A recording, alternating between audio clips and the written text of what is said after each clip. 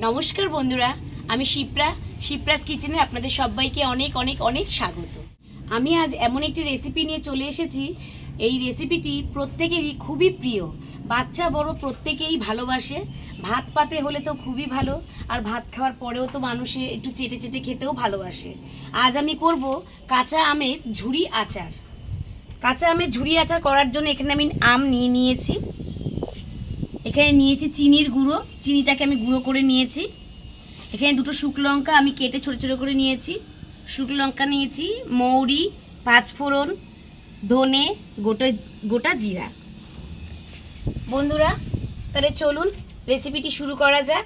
বন্ধুরা, আমের আচার করার জন্য প্রথমে আমি আমগুলোকে ছোটো ছোটো করে কেটে নেব।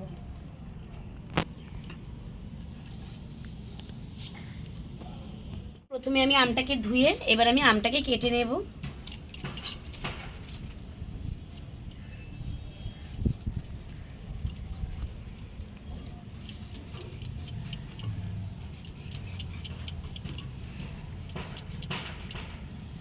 অনেকেই আছে এই ঝুরি আমের মিষ্টি আচার করে, আমের ছাল ছাড়ায় না, কিন্তু আমের ছাল না ছাড়ালে আমের ঝুরি আচার ভালো টেস্ট হয় না।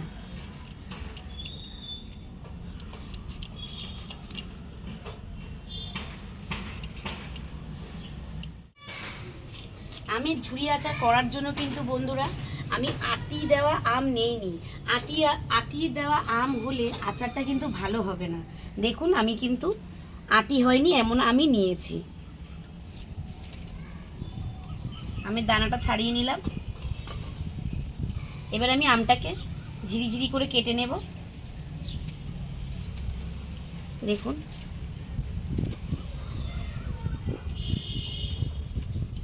এইভাবে ঝিরিঝিরি করে কেটে নেব।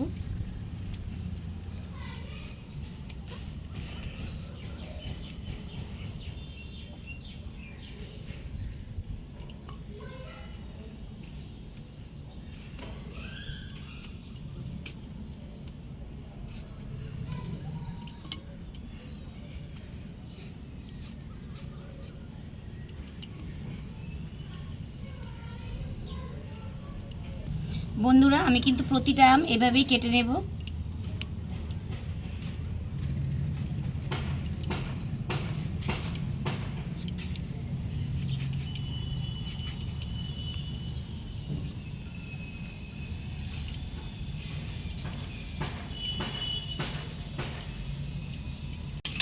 একটা আম নিয়ে ধুয়ে ভালো করে ছাল ছাড়িয়ে নিচ্ছি।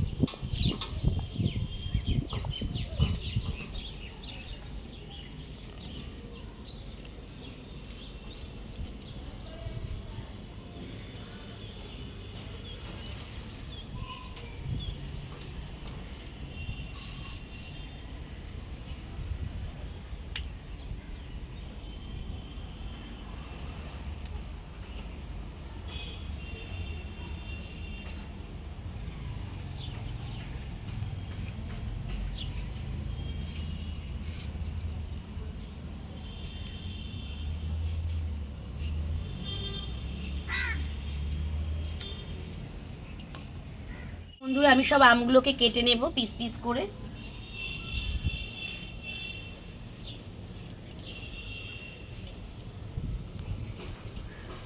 আমটার থেকে এত সুন্দর গন্ধ বেরোচ্ছে, কি বলবো।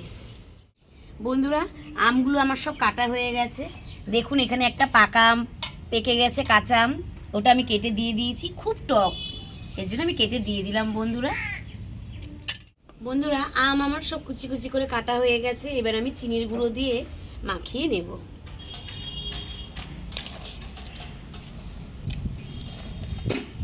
চিনিটাকে আমি গুঁড়ো করে নিয়েছি। আপনারা চিনি গুঁড়ো না করলেও আপনারা কিন্তু গোটা চিনিই দিতে পারেন। দিয়ে মাখিয়ে রাখতে হবে। এবার আমি ভালো করে আমগুলোর সাথে চিনিটা মাখিয়ে নেব।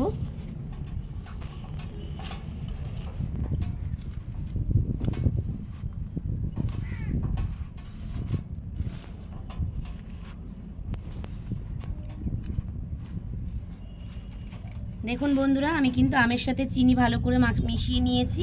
এবার আমি আধা ঘন্টা ঢেকে রেখে দেব।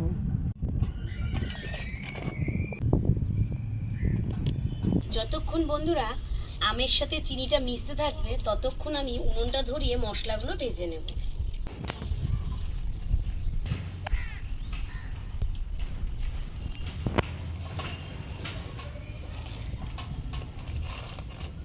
বন্ধুরা, কড়াই আমার গরম হয়ে গেছে, এবার আমি শুকনো লঙ্কাটা দিয়ে দেব।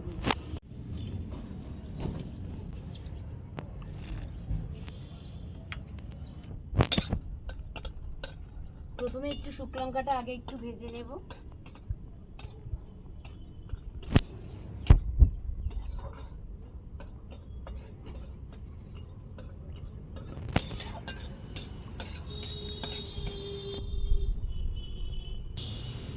গোটা ধনেটা দিয়ে দেব,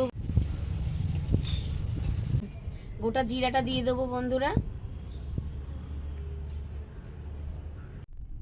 মৌরিটা দিয়ে দেব,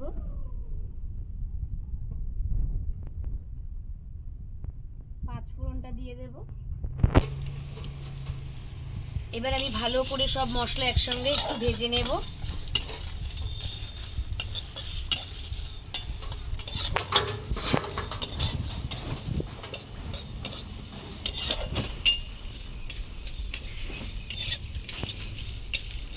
আমি সবসময় আপনাদেরকে বলি, আমি শুকনো খোলায় মশলা ভেজে নিয়েছি।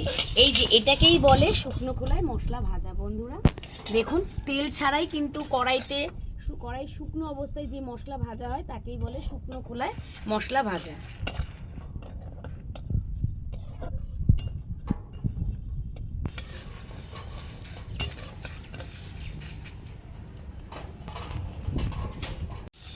বন্ধুরা, মশলাটা কিন্তু আমার ভাজা হয়ে গেছে, এবার আমি নামিয়ে নেব।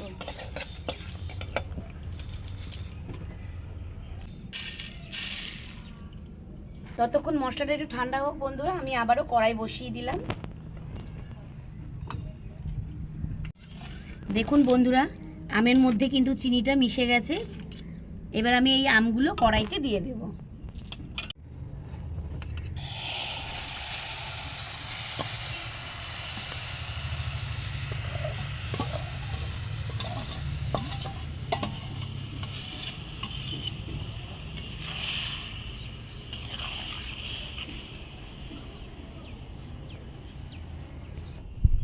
বন্ধুরা, আমি কিন্তু একটুও জল দেইনি, আপনারা তো দেখেই ছিলেন। আমি কিন্তু এই জল ছাড়াই আজকে এই আচারটা তৈরি করব। চিনির থেকেই এত জল বেরিয়েছে। আমি যে চিনিটা মাখিয়ে রেখেছিলাম, গুঁড়ো চিনিটা, তার থেকে এত জল বেরিয়েছে বন্ধুরা। বন্ধুরা, আমটা ফুটতে ফুটতে আমি মিক্সির বাটিতে মশলাটা তৈরি করে নেব।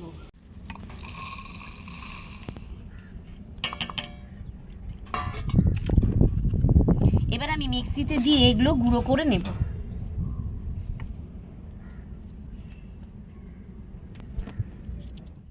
দেখুন বন্ধুরা, আমি কিন্তু মশলাটা তৈরি করে নিয়েছি।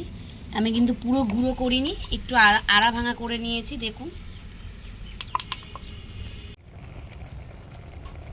বন্ধুরা, শুকনো লঙ্কা যে আমি ছোটো ছোটো করে কেটে রেখেছি দিয়ে দিলাম। বন্ধুরা, স্বাদের ব্যালেন্সের জন্য সামান্য পরিমাণে একটু নুন দিয়ে দিলাম। গুঁড়ো করে রাখা মশলাটা দিয়ে দেব।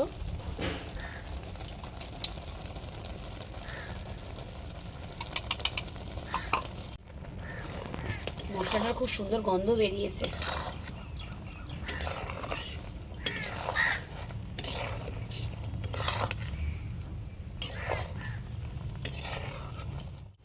দেখুন বন্ধুরা, আমের ঝুরি আচার আমার তৈরি হয়ে গেছে।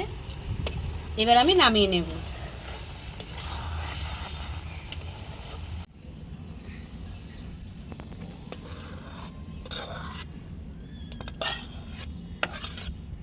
বন্ধুরা, আপনারা তো দেখলেন আমি কত সহজে আমের ঝুরি আচারটা তৈরি করলাম। এবার আমি একটু খেয়ে দেখবো আচারটা কেমন হয়েছে।